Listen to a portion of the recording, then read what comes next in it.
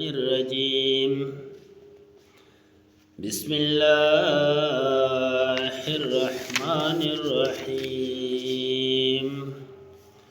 وقال ربكم ادعوني أستجب لكم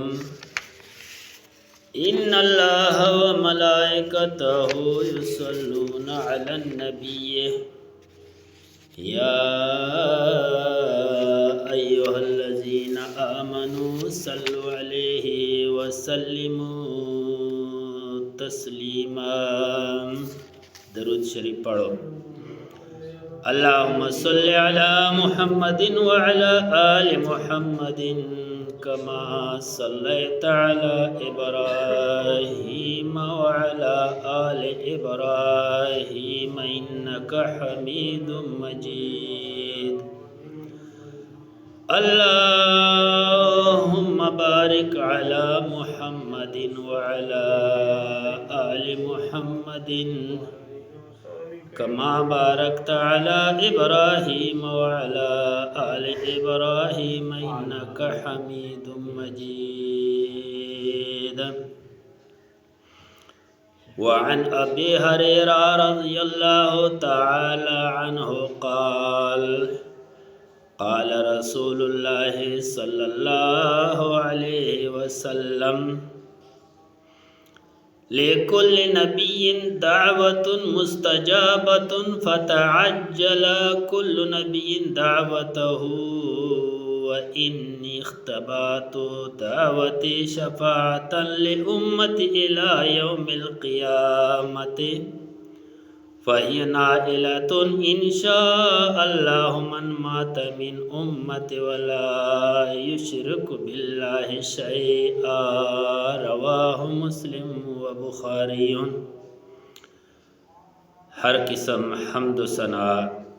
اللہ جل جلالہ کی دربار میں پیش کرتے ہیں، اور درود و سلام سرور کائنات آقائے نامدار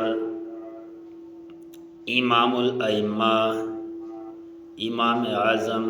امام المجاہدین امام الانبیاء امام الاولیاء امام کائنات جناب حضرت محمد مصطفیٰ احمد مجتبیٰ صلی اللہ علیہ وسلم کے دربار میں عرض کرتے ہیں۔ حضرات، آج بہت اہم عنوان ہے، بہترین موضوع ہے دعا، اور اس دعا میں ہم نے کافی مسائلوں کو حل کرنا ہے۔ اللہ تبارک و تعالی کا فرمان ہے وَقَالَ رَبُّكُمُ ادْعُونِ أَسْتَجِبْ لَكُمْ إِنَّ الَّذِينَ يَسْتَكْبِرُونَ عَنْ عِبَادَتِي سَيَدْخُلُونَ جَهَنَّمَ دَاخِرِينَ۔ اللہ کریم نے فرمایا ہے کہ بے شک مجھ سے مانگو میں دیتا ہوں، جو لوگ نہیں مانگتا وہ عبادت سمجھے، عبادت سے مراد دعا ہے، وہ میں جہنم میں ڈال دوں گا۔ اسی طرح رسول اللہ صلی اللہ علیہ وسلم کا حدیث مبارک ہے، راوی ہے انس رضی اللہ تعالیٰ عنہ، کہ قال رسول اللہ صلی اللہ علیہ وسلم الدعاء مخ العبادہ۔ یہ ترمذی کی حدیث ہے کہ دعا جو ہے نا یہ عبادت کا مغز ہے، مغز۔ عبادت کے مغز کو کیا کہا؟ دعا۔ دعا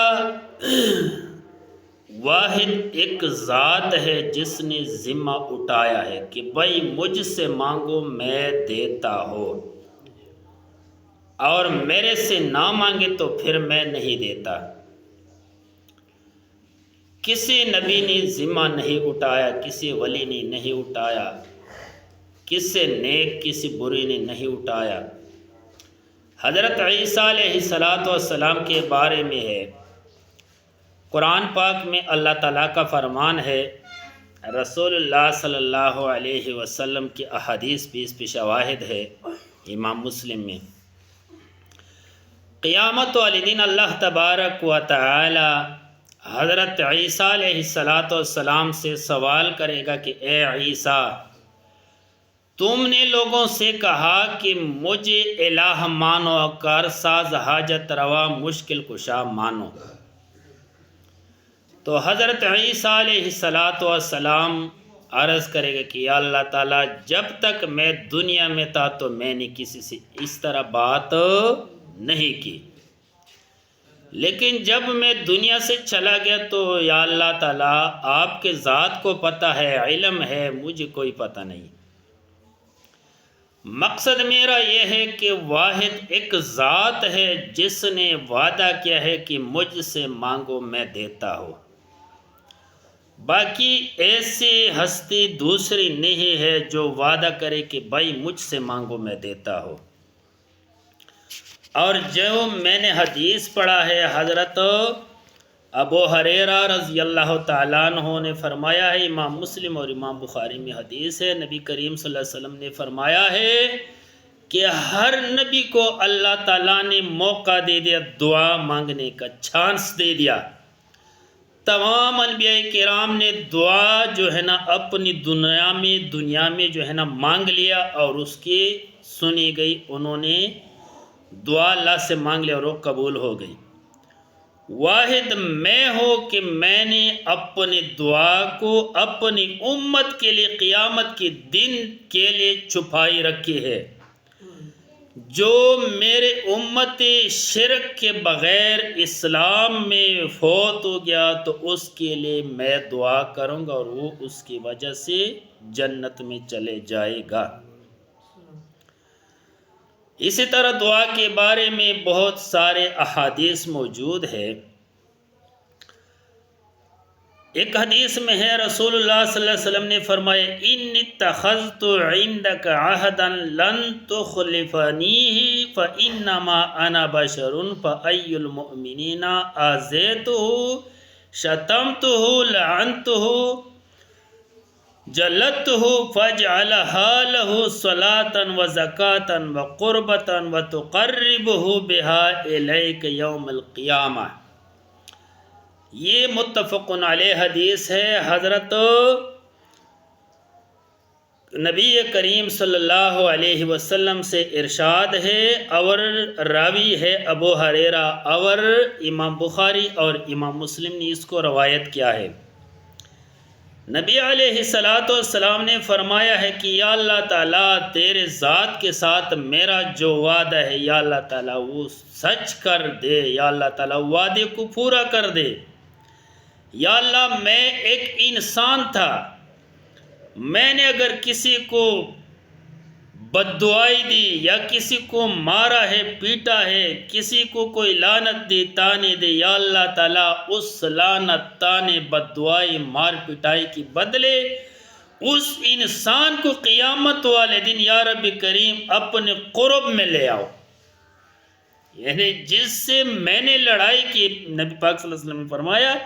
یا اللہ تعالیٰ قیامت والے دن اس بندے کو معاف کر دے اور اپنے قرب میں لے آؤ۔ دعاؤں کے بارے میں بہت سارے مفصل احادیث موجود ہے۔ دعا آگے ایک اور حدیث ہے بخاری کی، قال رسول اللہ صلی اللہ علیہ وسلم اذا دعا احدکم فلا یقل اللہم اغفر لی ان شئت ارحمنی ان شئت وارزقنی ان شئت وَلِيَعْزِمْ مَسْأَلَةَ إِنَّهُ يَفْعَلُ مَا يَشَاءُ لَا يُكْرِهُ لَهُ۔ رسول اللہ صلی اللہ علیہ وسلم نے فرمایا کہ اسی طرح دعا مت مانگو کہ یا اللہ اگر تو چاہے مجھے معاف کر دے، یا اللہ اگر تو چاہے میرے اوپر رحم کر، یا اللہ اگر تو چاہے مجھے رزق دے۔ نہیں، رسول اللہ صلی اللہ علیہ وسلم نے فرمایا کہ جو بھی مانگنا ہے تسلی کے ساتھ، اعتقاد کے ساتھ، اعتماد کے ساتھ، پکی یقین کے ساتھ دعا مانگے کرو کہ یا اللہ مجھے دے، یا اللہ میں مانگ رہا ہوں، یا اللہ منت کرنے، سماجت کرنے اللہ تعالیٰ کے آگے۔ اسی طرح ایک اور حدیث ہے، قال رسول اللہ صلی اللہ علیہ وسلم یستجاب لعبد ما لم يدع باسم او قطعۃ الرحم ما لم يستعجل، قیل یا رسول اللہ صلی اللہ علیہ وسلم مل استعجال قال يقول قد دعوت وقد دعوت فلم يستجاب لي فيستحسروا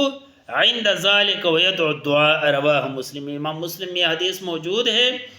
رسول اللہ صلی اللہ علیہ وسلم نے فرمایا ہے کہ ہر مسلمان بندے کے لیے دعا مستجاب ہے، قبول ہے،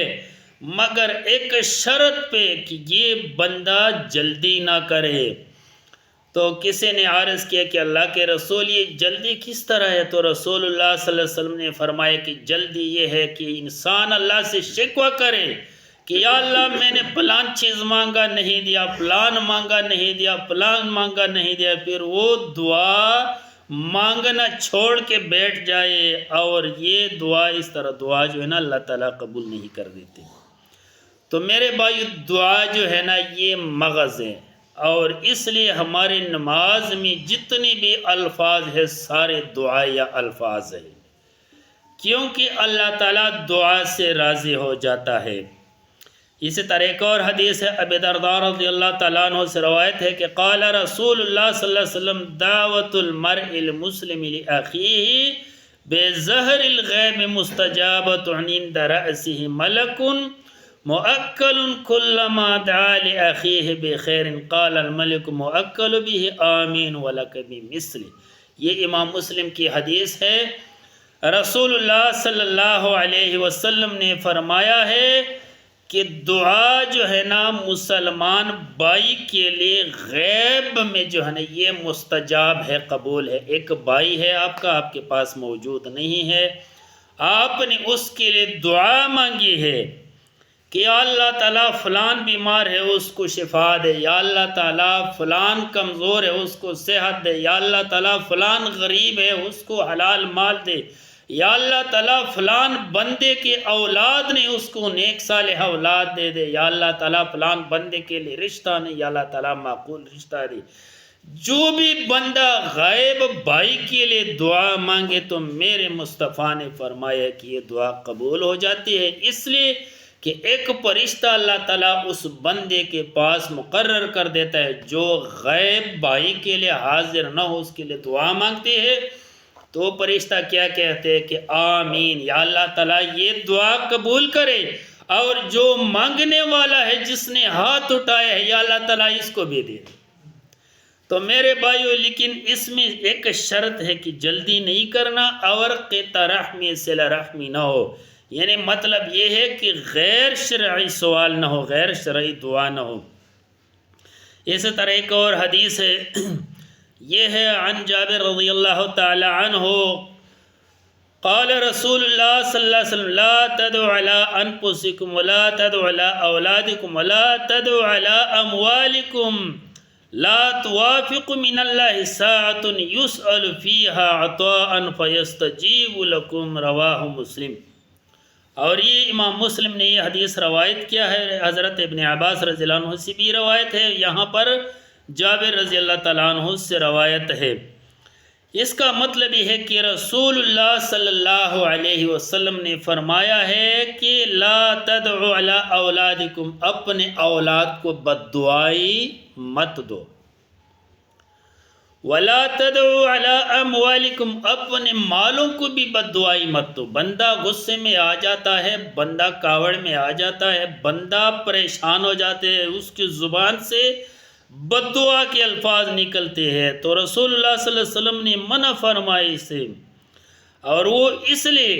لا توافق من اللہ ساعۃ یسأل فیہا عطاء فیستجیب لکم، ایک ایسا وقت ایسے ٹائم ہے دن میں جس ٹائم آپ مذاق کے ساتھ بھی بددعائی کرو تو بددعائی قبول ہو جاتی ہے۔ تو رسول اللہ صلی اللہ علیہ وسلم نے اس سے منع فرمایا کہ کسی بھی حال میں بددعائی مت دو۔ اکثر بچوں کو زنان یا عورتیں بددعائی دیتے ہیں کہ پلان ہو جاؤ، پلان ہو جاؤ، تباہ ہو جاؤ، ذلیل ہو جاؤ۔ وہ اس ٹائم تو نہیں، لیکن وہ دعا قبول ہو جاتے ہیں جب بعد میں بچہ جوان ہو جاتا ہے، بچہ وقت پہ پہنچ جاتا ہے، تو پھر وہ بد دعاؤں کے اثرات جو ہے نا وہ اسی طرح ہوتے ہیں۔ اس طرح ایک اور حدیث ہے ترمذی میں، ابو داؤد میں اور نسائی میں بھی اور ابن ماجہ میں بھی ہے۔ نعمان بن بشیر رضی اللہ تعالیٰ عنہ سے روایت ہے کہ قال رسول اللہ صلی اللہ علیہ وسلم الدعاء هو العبادت، دعا جو ہے نا یہ عبادت ہے، اس کو چھوڑنا نہیں، ہر حالت میں دعا کو مانگنا ہے، ہر حالت میں دعا کے طلبگار بننا ہے، دعا کے طالب علم بننا ہے، اور جو اللہ تعالیٰ سے مانگتا ہے اللہ تعالیٰ اس کو دیتا ہے، راضی ہو جاتا ہے۔ جو اللہ سے مانگتا ہی نہیں